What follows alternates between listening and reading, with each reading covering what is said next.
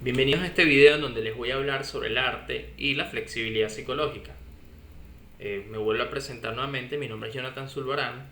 Eh, Parte de esto proviene de las ciencias contextuales conductuales. Vale la pena aclarar que la terapia de aceptación y compromiso no es algo que yo inventé, no es mi ACT en todo caso, que sería como la abreviación de Acceptance and Commitment Therapy.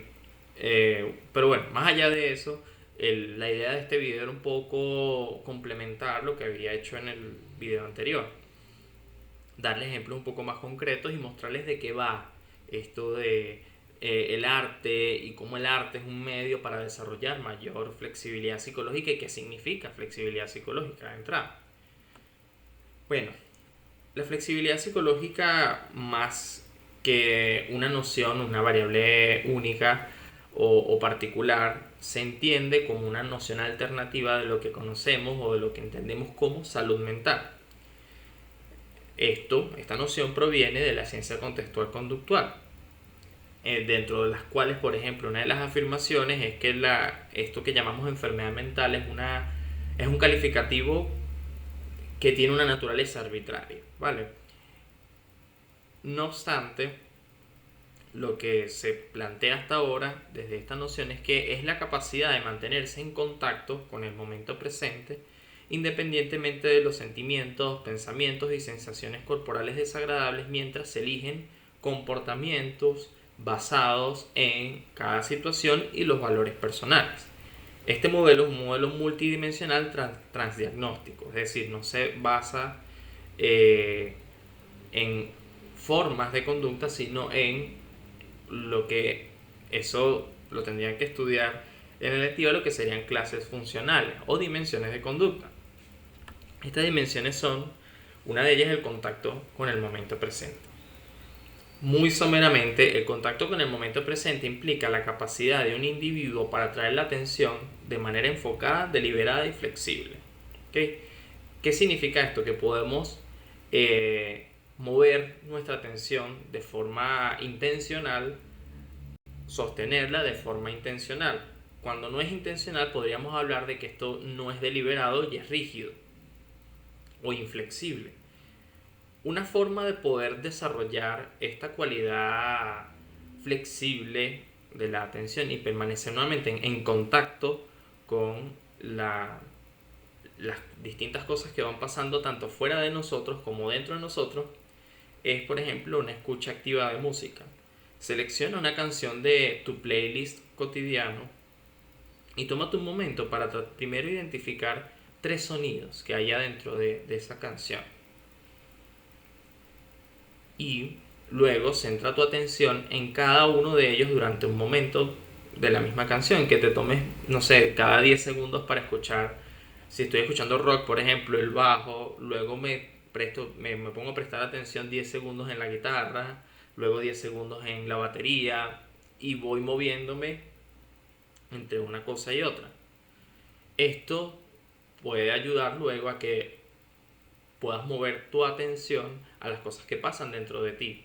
Que por ejemplo notes cómo se siente en tus manos cuando de repente estás angustiado, o luego tu pecho, luego tu cabeza, o que puedas precisamente notar esas cosas que van pasando en ti momento a momento a la vez que notas tu alrededor.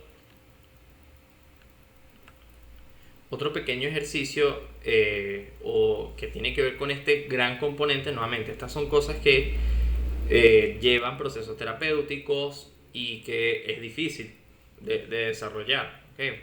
Pero bueno, esto como un pequeño bite, como una pequeña introducción de cómo el arte puede ayudar para desarrollar cada uno de estos componentes. En el caso de la aceptación, para entender qué es aceptación es adoptar una postura intencionalmente abierta, receptiva y sin prejuicios con respecto a varios aspectos de la experiencia.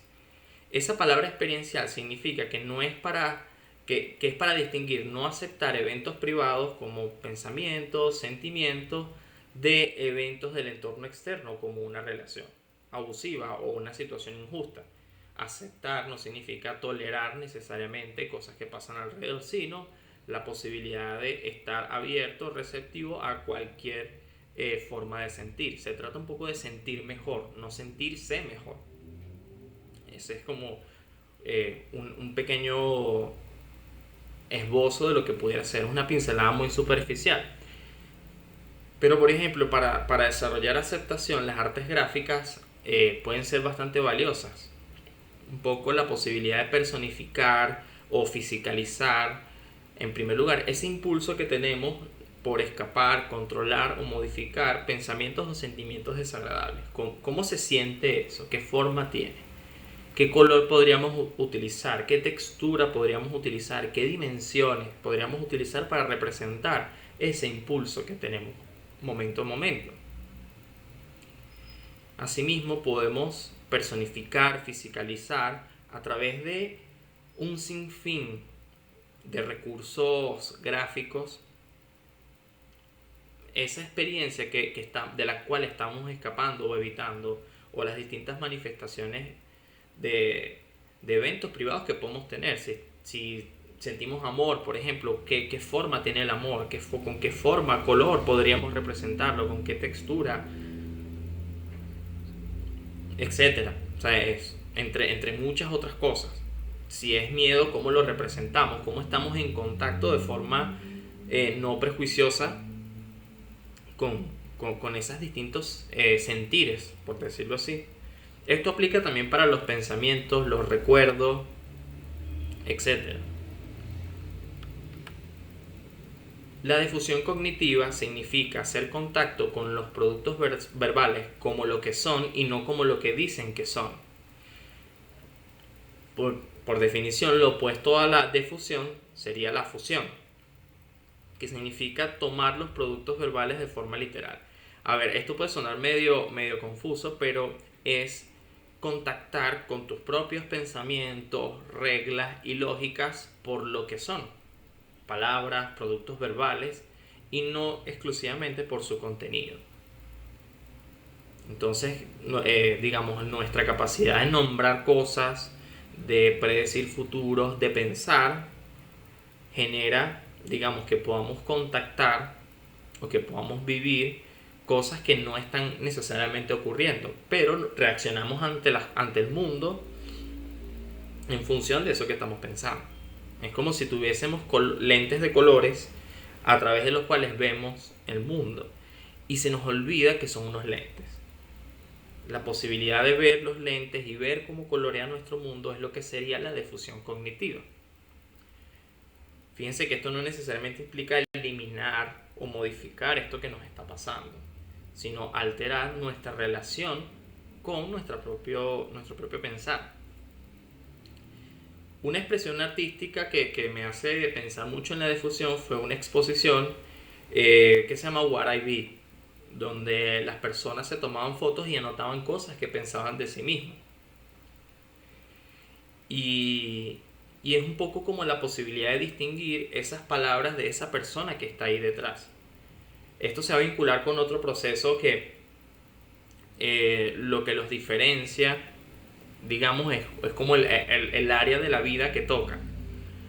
Pero podemos hacer algo como el ejercicio anterior con los recursos expresivos. Podemos representar un pensamiento como si fuera una persona, cómo se mueve, qué color tiene, ante qué reacciona. O sea, en qué situaciones esta personita que estemos representando se hace presente. La posibilidad de personificarlo nos da la posibilidad, nos abre la posibilidad de contactar con esos pensamientos, con esas reglas, con esas lógicas, por lo que son, sin responder ante ellas de forma literal o por su contenido. Hay otro de los componentes de la flexibilidad psicológica sería el yo como contexto. Tiene que ver con el sentido de sí mismo. A ver, para explicarlo un poco mejor, lo que nosotros pensamos de nosotros, esto que la gente llama autoestima, sería lo que sería el sí mismo como contenido, que implica una fuerte identificación de uno mismo con contenidos de tu conciencia, como tu estado de ánimo, tus pensamientos o roles, cuando te identificas excesivamente con roles que vas asumiendo a lo largo de tu vida, como estudiante, profesional de X carrera, en este caso voy a usar de ejemplo, cuando te identificas excesivamente con la palabra psicólogo o con el rol psicólogo o un estado corporal. Por otra parte, el sí mismo como contexto se refiere a ese nosotros que experimenta cada pensamiento, cada emoción, que ha estado en cada rol y en cada estado corporal que hemos experimentado. Este yo se le llama el yo observador o yo trascendente. ¿Cómo podemos desarrollar un sentido más flexible, un contacto con ese yo observador? De repente pensaba a través de las artes escénicas. Las artes escénicas o el juego, jugando rol, implica que estamos interpretando múltiples formas de ser, cosas que de repente puede ser opuesto a un contenido de aquello que pensamos que somos nosotros. Por ejemplo, si somos tímidos, interpretando un personaje extrovertido, estamos siendo de alguna manera de otra forma. No para contrariar esa etiqueta que nos hemos puesto de timidez, sino para poder darnos la oportunidad de reconocer quién interpreta esos personajes, quién los vivencia y poder entrar en contacto con esa continuidad, con ese nosotros seguimos siendo nosotros o con esa parte de nosotros que permanece constante a pesar de estos cambios. ¿Okay? En ese sentido, los valores, que es otro de los componentes de la flexibilidad psicológica, que son construcciones verbales elegidas libremente, que establecen, esto es una definición técnica, consecuencias de patrones de actividad continuos, dinámicos y en evolución, que establecen reforzadores predominantes para una actividad que son intrínsecamente involucrados en el patrón de comportamiento valorado en sí. ¿Qué quiere decir esto? Los valores son construcciones verbales que otorgan de alguna forma significado a las acciones que vamos haciendo. Las hacen intrínsecamente valoradas, valiosas. O sea, el hacerlo te da satisfacción, el hacer una actividad que tú has conectado con un valor. Entonces, una forma de tener contacto con o de clarificar o de pensar sobre nuestros valores es que aquí, esto es bien interesante porque un espacio creativo implica un espacio de libre elección. Para que pueda darse la conducta creativa se necesita un espacio donde tú puedas producir muchas ideas. Entonces, el que puedas imaginar, producir ideas puede ayudarte a estar en contacto con esas cosas que valoras. Entonces, el contar una historia sobre algo que te ha acompañado en la vida, una pieza de arte, puede ser una canción, puede ser una película. O sea, ¿qué dice eso de lo que para ti es importante? Eso es una cosa bien interesante, que podemos tomar como esa colección de influencias con las que hemos estado en contacto a lo largo de la vida. Cine, películas, música, lo que sea. Y vale la pena pensar sobre ello. ¿Por qué esto yo lo valoro? ¿Por qué esto es tan importante para mí? ¿Por qué esta película es mi favorita y no otra? ¿Qué dice sobre las cosas que a mí me importan? Sobre cómo quisiera ser yo, etcétera. Asimismo, un pequeño ejercicio que podemos hacer de forma más contemplativa es identificar algún héroe o algún protagonista del cine, del cómic, de la literatura, y que pudiésemos hacer el ejercicio de pensar no en lo que tienen, sino en qué cualidades personales admiras de ellos o ellas como personas. ¿Cómo son ellos? ¿Y qué es eso de cómo son ellos que tú puedes admirar bastante? La acción comprometida, para decirlo en términos simples, significa la puesta en práctica de esos valores. Es uno de los componentes de mayor importancia dentro del modelo de flexibilidad, porque implica la posibilidad de enfatizar la elección y la elección continua de una dirección de vida. Por ejemplo, para hablar de compromiso, eso se puede ver como con un ejercicio de respiración. Cuando uno está respirando, comienzas a pensar en cosas que a lo mejor van a pasar más tarde o cosas que te están pasando que te distraen. Y cuando uno se da cuenta de eso, uno puede tomarse un momento para encontrarse con esa falta de atención. Como estar ahí, decir hola y nuevamente volver. Comprometerse significa que cuando eliges en un patrón de conducta, en este caso en una dirección de vida, es normal salir de allí. Es normal distraerse, quedar enganchado en situaciones problemáticas, y el valor de esto es la posibilidad de elegir y retomar ese curso que se había elegido en un inicio y evolucionarlo también. Entonces, un aspecto importante de la acción comprometida es ser creativos. La creatividad no como una cosa que está dentro de nosotros, sino como un producto que vamos ejercitando y que se ejercita y que hay circunstancias que lo facilitan. El poder tener espacios, por ejemplo, para ejercitar la escritura creativa nos permite también ser creativos con nuestras acciones. A ver, la creatividad en este sentido no es la eficacia o la eficiencia de una idea. La creatividad, por definición, viene de la palabra crear, de generar. Implica generar muchas ideas. Tal vez una pueda ser bastante eficiente, bastante original, bastante innovador. Pero la creatividad no se mide por la calidad, la creatividad se mide por la producción de ideas. Entonces el poder hacer ejercicios creativos nos permite, así sea a través del arte, nos permiten trasladar esa habilidad a las acciones, a ser creativos con las acciones.